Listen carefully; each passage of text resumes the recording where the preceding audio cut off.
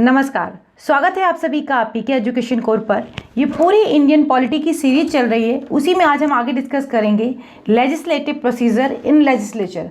विधानमंडल में किस तरीके से नियम बनाए जाते हैं, नियम कानून या विधायी प्रक्रिया चलती है, उन सभी को हम डिस्कस करेंगे और देखेंगे, समझेंगे कि कॉन्स्टिट्यूशन में क्या क्या प्रावधान किए गए हैं। ये पूरी विधानमंडल जो है राज्य की कार्यपालिका के तहत आता है, उसी को मैं डिस्कस कर रही हूँ। जिन लोगों ने पुराने वीडियोस को नहीं देखा है उनको समझने में थोड़ी सी दिक्कत होगी, तो आप पुराने वीडियो जाकर देख सकते हैं, लिंक डिस्क्रिप्शन में मौजूद है, या फिर आप आई बटन पर भी देख सकते हैं। देखते हैं साधारण विधेयक के मामले में क्या क्या विधानसभा और क्या क्या विधान परिषद के पास शक्तियाँ हैं। तो देखते हैं विधेयक का प्रारंभिक सदन, जो प्रारंभ होता है विधेयक, वो किस सदन में हो सकता है। एक साधारण विधेयक विधानमंडल के किसी भी सदन में प्रारंभ हो सकता है।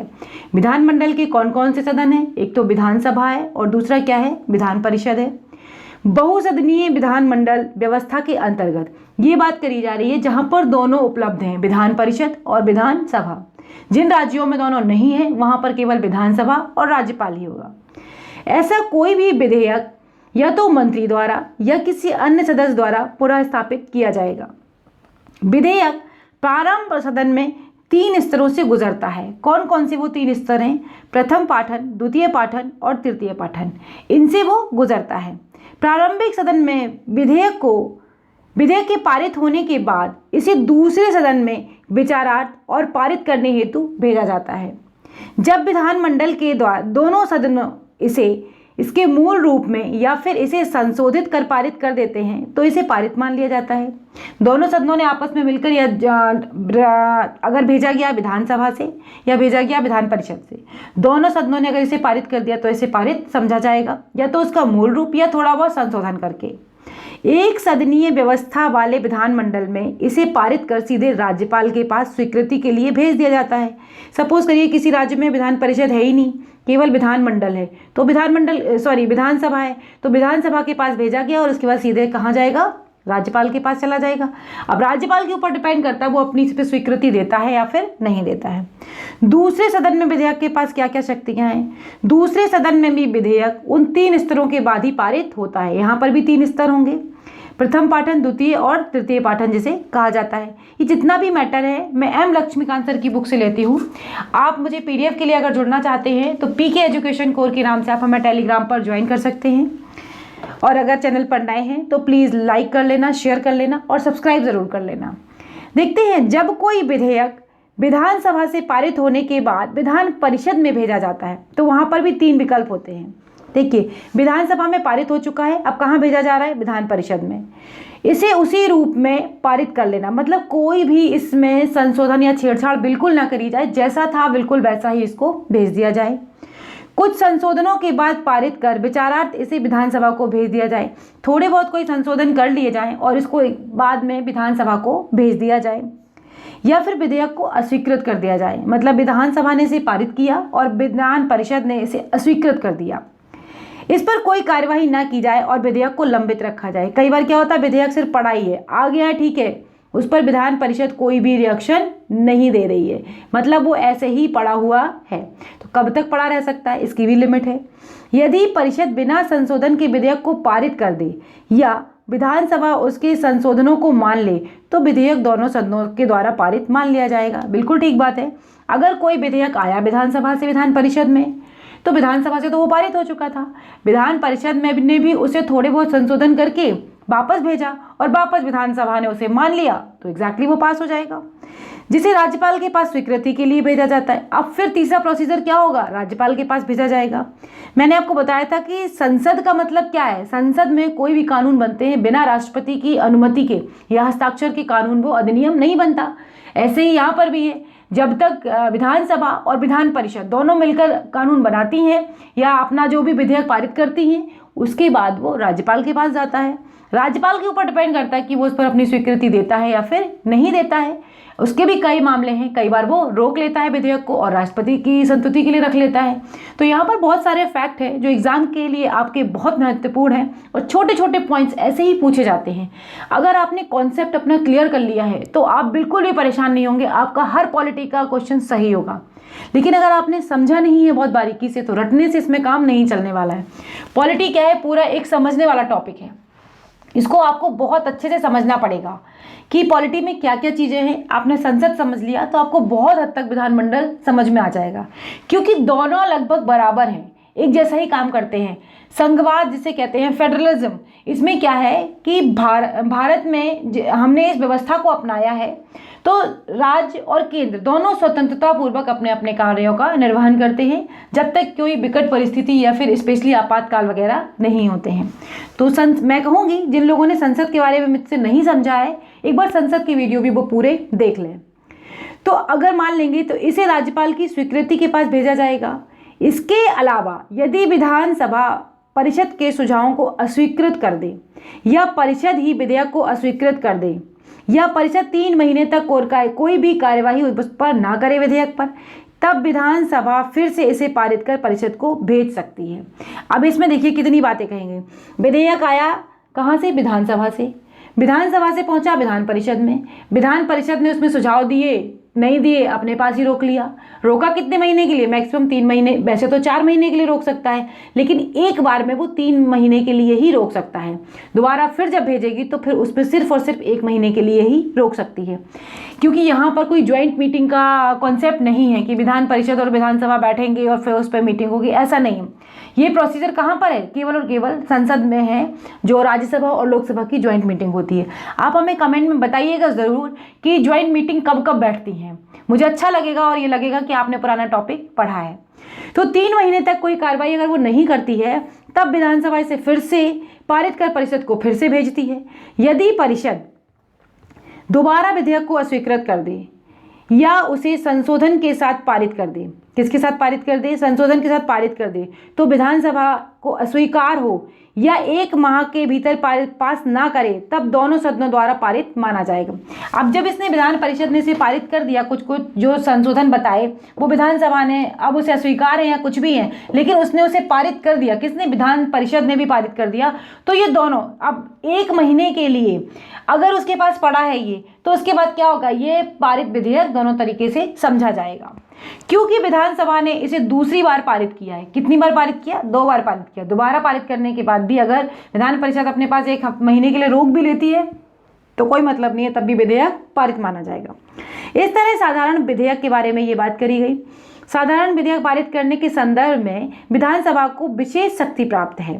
ज़्यादा से ज़्यादा परिषद एक विधेयक को 4 माह के लिए रोक सकती है। काफ़ी इंपॉर्टेंट पॉइंट्स है और इसको जहाँ पर भी लिख रहे हैं वहाँ लिखते चलें कि 4 महीने के लिए विधेयक को रोक सकती है, लेकिन पहली बार में सिर्फ 3 माह के लिए। खूब पूछा गया ये यूपीएससी में, यूपीपीसीएस में तो बहुत बार पूछा गया कि विधानसभा का जो विधान परिषद है विधेयक को एक बार में कितने टाइम के लिए रोक सकती है, या फिर कई बार ये भी पूछा गया है कि विधान परिषद विधेयक को कितनी समय के लिए रोक सकती है। तो 4 या फिर 3, अगर जो ऑप्शन दिए होंगे उस हिसाब से आपको टिक करना होगा। पहली बार में 3 महीने के लिए और दूसरी बार में सिर्फ और सिर्फ 1 माह के लिए ही रोक सकती है। संविधान में किसी विधेयक पर असहमति होने के मामले में दोनों सदनों की संयुक्त बैठक का प्रावधान नहीं रखा गया है। ये बात इंपॉर्टेंट है और विधानमंडल और संसद में अलग अलग है। संसद में अलग प्रावधान है कि वहाँ ज्वाइंट मीटिंग का प्रोसीजर है, यहाँ पर ज्वाइंट मीटिंग का कोई भी प्रोसीजर नहीं है। दूसरी ओर किसी साधारण विधेयक को पास कराने के लिए लोकसभा एवं राज्यसभा की संयुक्त बैठक का प्रावधान है। इसके अलावा यदि कोई विधेयक विधान परिषद में निर्मित हो और उसे विधानसभा अस्वीकृत कर दे तो विधेयक समाप्त हो जाता है। यहाँ पर क्या है, विधानसभा के पास शक्तियाँ ज़्यादा हैं। अगर विधान परिषद में कोई विधेयक बनाया गया, उसको भेजा गया और विधानसभा ने अगर अस्वीकृत कर दिया, क्योंकि ये जनता के द्वारा डायरेक्ट चुने हुए लोग होते हैं, और अगर ये नहीं इन्होंने इस विधेयक को स्वीकार किया तो क्या हो गया? विधेयक समाप्त हो जाएगा। इस प्रकार विधान परिषद को केंद्र में राज्यसभा की तुलना में कम अधिकार और महत्व दिया गया है। ये बात बहुत महत्वपूर्ण है, कई बार मेंस एग्जाम में लिखने के लिए भी आ सकती है कि राज्यसभा और विधान परिषद की शक्तियों की तुलना कीजिए।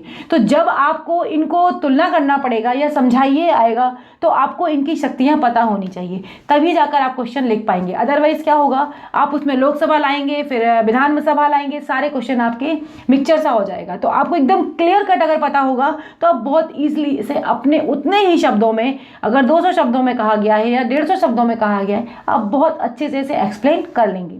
मैं बार बार कहती हूँ आंसर राइटिंग जरूर करिए, आंसर राइटिंग के बिना भला होने वाला नहीं है। राज्यपाल की स्वीकृति देखते हैं क्या क्या है। विधानसभा या द्विसदनीय व्यवस्था में दोनों सदनों द्वारा पारित होने के बाद विधेयक राज्यपाल के पास आता है और राज्यपाल के पास अब 4 विकल्प होते हैं। कौन कौन से विकल्प हैं देखते हैं उन विकल्प को। या तो विधेयक को अपनी स्वीकृति दे दे, विधेयक आया और उसे कह दिया ओके है, आप जाइए, ठीक है, चल लागू हो गया अधिनियम। या तो स्वीकृति देने से रोक रखे, अपने पास रख लिया, आप बता नहीं रहे कि क्या करेंगे, रोक के रख लिया। या फिर पुनर्विचार के लिए भेज दिया कि भाई दोनों सदनों के पास दोबारा एक बार इस पर रिव्यू करो, देखो क्या इसमें कमियां हैं, क्या क्या पॉइंट जरूरी हैं। या फिर वो राष्ट्रपति के लिए रख ले। तो 4 पॉइंट आपको समझ में आए। आप ऐसे समझिए, राष्ट्रपति नहीं, आपके पास कोई विधेयक आया, आप अपने से जब रिलेट करके रखेंगे ना याद, तो आपको आसानी से याद होगा। आप सोचेंगे आप राज्य के मुखिया हैं, आप ही विधेयक के करता धरता है, लास्ट में आपको ही परमिशन देनी है, तो आप क्या करेंगे, आपके पास 4 शक्तियां हैं। आप या तो उसे अपने पास रख लो, ठीक है, या फिर उसे स्वीकृति दे दो, या फिर उसे आप अपने पास ही रख लो कि अब कोई इसकी लिमिट नहीं है कि आप कब तक अपने पास रख सकते हैं, रखे रहिए। दूसरी बात आती है कि अगर आपको लग रहा है कि आपकी जो मंत्रिपरिषद है या जो विधानमंडल है उसने विधेयक पर ठीक से गौर नहीं किया है, दोबारा एक बार गौर करने की आवश्यकता है, तो आप उसे बोल सकते हैं। या फिर आपसे भी बड़े पद के जो बैठे हैं, जिन्होंने जिनके पश्चात पर्यंत आप पद धारण करते हैं, जिनके अंतर्गत आपका पद है, कि बात करें तो राष्ट्रपति, तो आप उसके लिए रोक सकते हैं। तो आपके पास 4 ऑप्शन है कि विधेयक को ऐसे करके रोका जा सकता है या फिर टाला जा सकता है। यदि राज्यपाल विधेयक को स्वीकृति प्रदान कर देता है तो विधेयक फिर अधिनियम बन जाएगा। जब राष्ट्रपति ने स्वीकृति दे दी तो फिर अधिनियम तो बन ही जाएगा, क्योंकि दोनों से चल के आ गया। विधानसभा विधान परिषद ने पारित कर दिया और यहाँ पर राज्यपाल ने भी अपनी मुहर लगा दी, तो ये क्या बन गया, अधिनियम बन गया। और यह संविधि की पुस्तक में दर्ज हो जाता है। यदि राज्यपाल विधेयक को रोक लेता है तो विधेयक समाप्त हो जाता है और अधिनियम नहीं बन पाता। जब उसने अपने पास रोक लिया तो फिर क्या होगा, ये अधिनियम बनेगा ही नहीं, जब उस पर कोई प्रतिक्रिया ही नहीं है। यदि राज्यपाल विधेयक को पुनर्विचार के लिए भेजता है और दोबारा सदन या इसे सदनों द्वारा पारित कर लिया जाता है, मतलब विधान परिषद और विधानसभा द्वारा फिर से इसे पारित कर दिया गया, तो अब राज्यपाल के पास स्वीकृति के लिए भेजा जाता है, तो भाई राज्यपाल जी को अब क्या करना पड़ेगा, इस पर अपनी मोहर लगानी पड़ेगी। अब ऐसा नहीं है कि बार बार आप रोक लेंगे या बार बार आपने उस पर स्वीकृति नहीं दी है, तो इसे स्वीकृति देना अब अनिवार्य हो जाएगा। इस तरह राज्यपाल के पास वैकल्पिक वीटो होता है। यही स्थिति केंद्र के स्तर पर भी है, जो कि राष्ट्रपति के पास है। राष्ट्रपति की स्वीकृति की बात कर लेते हैं इसमें। यदि कोई विधेयक राज्यपाल के द्वारा राष्ट्रपति की स्वीकृति के लिए जब रोका जाता है या सुरक्षित रखा जाता है तो राष्ट्रपति अपनी स्वीकृति दे देते हैं या उसे रोक लेते हैं, या फिर विधानमंडल के सदन या दोनों सदनों द्वारा पुनर्विचार के लिए भेज सकते हैं।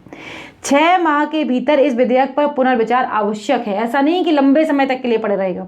ये देखिए कितना महत्वपूर्ण पॉइंट है कि अगर राष्ट्रपति के पास विधेयक आया है पुनर्विचार के लिए तो 6 महीने में उस पर पुनर्विचार किया जाए। यदि विधेयक को उसके मूल रूप में या फिर उसे संशोधित करके दोबारा राष्ट्रपति के पास अगर भेजा जाता है तो राष्ट्रपति, इस बात का उल्लेख नहीं है कि राष्ट्रपति जो संविधान है उसमें ये बात नहीं बताई गई कि राष्ट्रपति विधेयक पर मंजूरी देगा या फिर नहीं देगा। ये डिपेंड्स ऑन कि वो उसकी मर्जी है या फिर नहीं है। धन विधेयक के बारे में भी कुछ देख लेते हैं। धन विधेयक हमने आपको पढ़ाया था जब मैं आपको पार्लियामेंट संसद पढ़ा रही थी, उस समय पर मैंने एक एक पॉइंट डिस्कस किए हुए हैं। तो धन विधेयक के बारे में संविधान में राज्य विधानमंडल द्वारा धन विधेयक को पारित करने में विशेष प्रक्रिया निहित है, जो कि बात करते हैं, देखते हैं क्या है।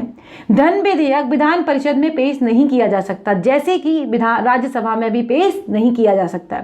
यह केवल और केवल विधानसभा में या केवल और केवल लोकसभा में ही पेश किया जा सकता है। राज्यपाल की सिफारिश के बाद ही, राष्ट्रपति की सिफारिश के बाद ही। मैंने तीनों चीजों में आपको कंपैरिजन बता दिया है। इस तरह का कोई भी विधेयक सरकारी विधेयक होता है और सिर्फ एक मंत्री के द्वारा ही पुनः स्थापित किया जा सकता है। वो क्या था, कोई भी सदस्य कर सकता है जो वहां पर उपस्थित हैं या हैं। ये क्या है, ये केवल और केवल मंत्री के द्वारा ही किया जाएगा। विधानसभा द्वारा पारित होने के बाद एक धन विधेयक को विधान परिषद को विचारार्थ के लिए भेजा जाता है। कि भाई जो अधिनियम बनाया जा रहा है या जो विधेयक है उसके बारे में एक बार विधान परिषद भी गौर कर ले। लेकिन विधान परिषद के पास धन विधेयक के संबंध में प्रतिबंधित शक्तियां हैं, ज़्यादा इसमें वो कुछ कर नहीं सकती है। उसमें सुझाव दे सकती है, नहीं भी दे सकती, लेकिन सुझाव मानना या फिर ना मानना टोटली डिपेंड्स ऑन ना विधानसभा। वो सारी चीज़ें किसके ऊपर डिपेंड करेंगी? विधानसभा के ऊपर डिपेंड करेंगी।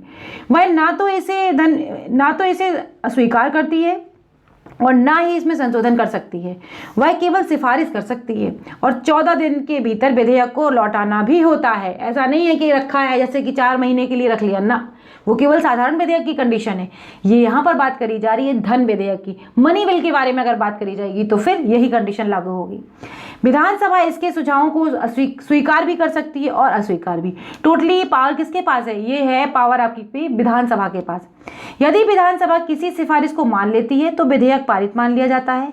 यदि वह सिफारिश नहीं भी मानती तब भी इसे मूल रूप से दोनों सदनों द्वारा मान लिया जाएगा। कुल मिलाकर धन विधेयक के मामले में जो कुछ भी अंतिम फैसला होगा वो होगा विधानसभा का।